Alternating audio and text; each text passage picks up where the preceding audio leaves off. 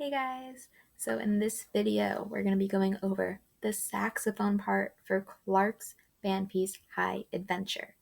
Now, I apologize, I don't have a saxophone at home, so I'm playing it on the clarinet, which you're used to me doing at school anyway. So we're going to be doing the saxophone part on the clarinet.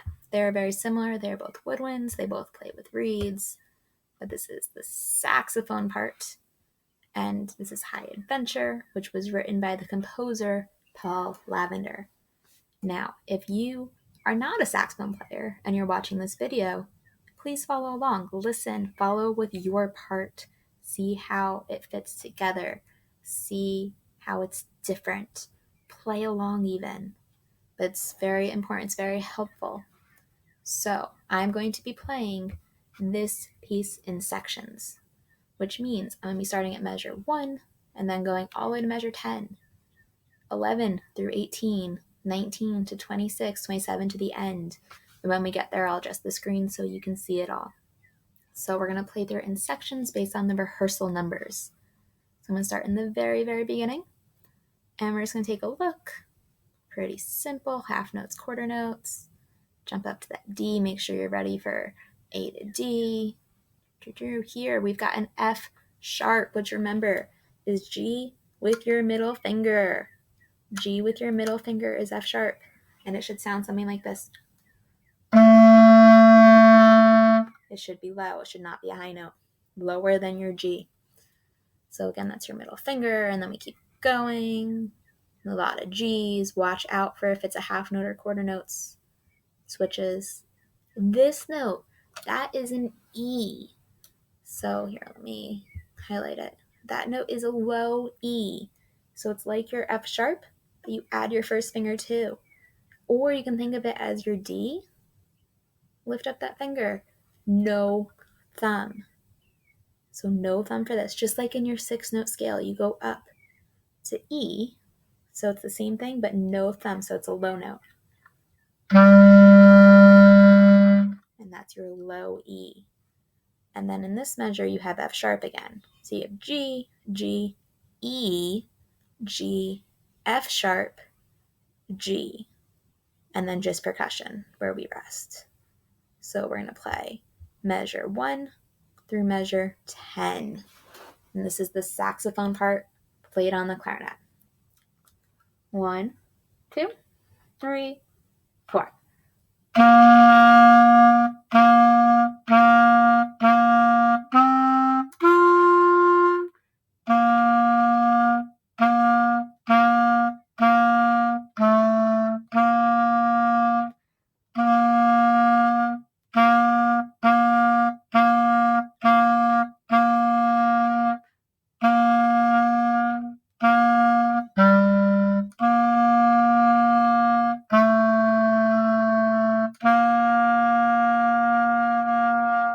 Rest. 2, 3, 4. So just watch out measure 7, measure 8, as I was saying. You go from G to E, so both of those fingers need to be ready. And then back to G to F sharp. So G, G, E, G, F sharp, G. So watch out there. That's a little tricky. So now, it's right in the way, we're going to play. So now we're going to play measure 11 through 18. So let's take a look before we do. A lot of G's.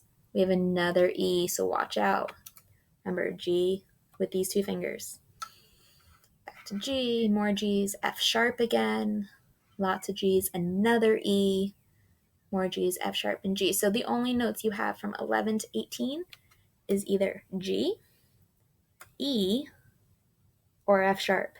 If you're playing a note that is not a G, an E, or an F sharp from measure 11 to 18, there is something wrong because those are the only notes you need. So this is starting in measure 11. 1, 2, 3, 4.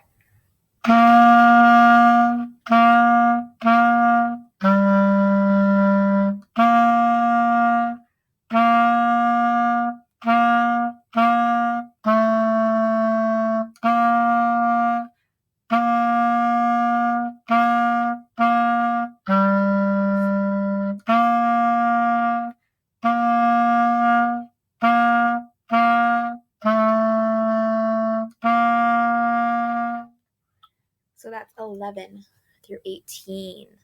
The next section we're going to play is 19 to 26. So as we take a look, we get 2 rests. And in these 2 measures, just the flutes and the trombones are playing. So we have to count very carefully because that's an important part for them. Then we come back in measure 21 with a whole note. And we get to play B, which I don't think we've played yet this song. So to rest, whole note, keep going. We see something that we may not have learned yet. That G, that half note, has a dot next to it. That makes it a dotted half note. And a dotted half note gets 3 beats of sound. So it's longer than your half note. And the reason for that is the dot adds half of the value of whatever it's attached to. So a half note normally gets 2 beats. And half of 2 is 1. So 1 plus 2 equals 3, which means 3 beats for this odd half note. You could also figure it out because we know there are 4 beats in a measure, and the only other thing you see in measure 23 is a quarter note. And a quarter note, as we just said, only gets 1 beat of sound. 4 minus 1 equals 3. So that means your dotted half note gets 3 beats of sound. So you have that in measure 23, and again in 24. So you got G for 3 beats, F sharp, E for 3 beats, another E, then your whole notes. So just watch out. There's a lot of E's, a lot of F sharps. Count very, very carefully. So starting in measure 19. 1, 2, 3, 4, rest.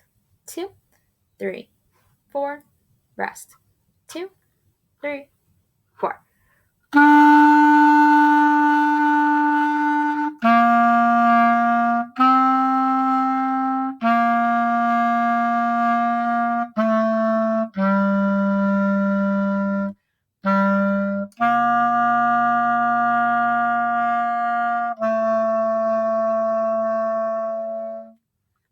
And just be very careful while you're counting those dotted half notes, because I believe you're the only ones in the band that have those there.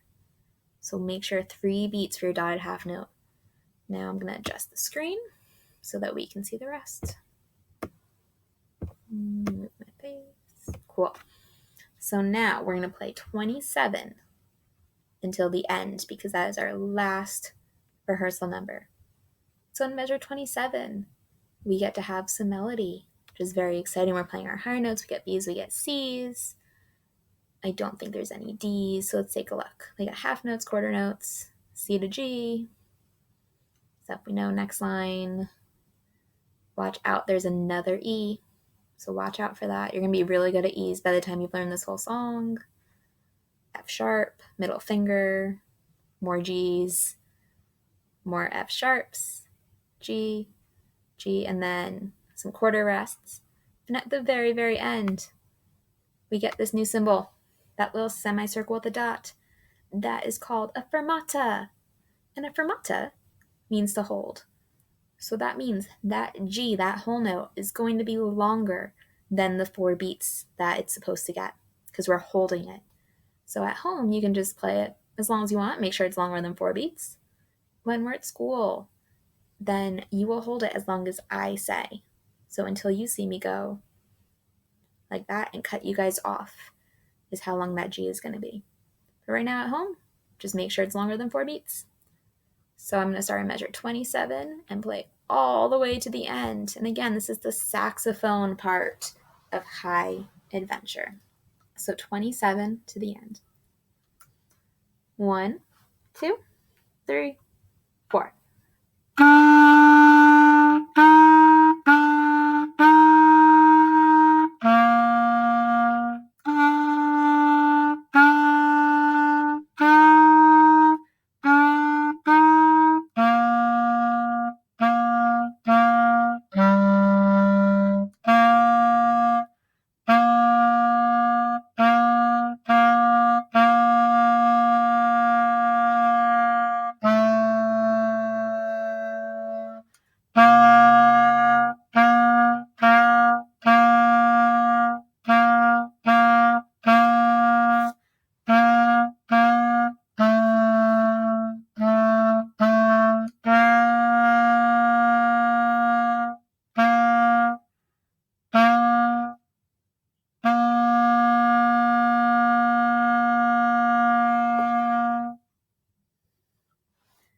So once again, that was the saxophone part for Clarke's piece, High Adventure.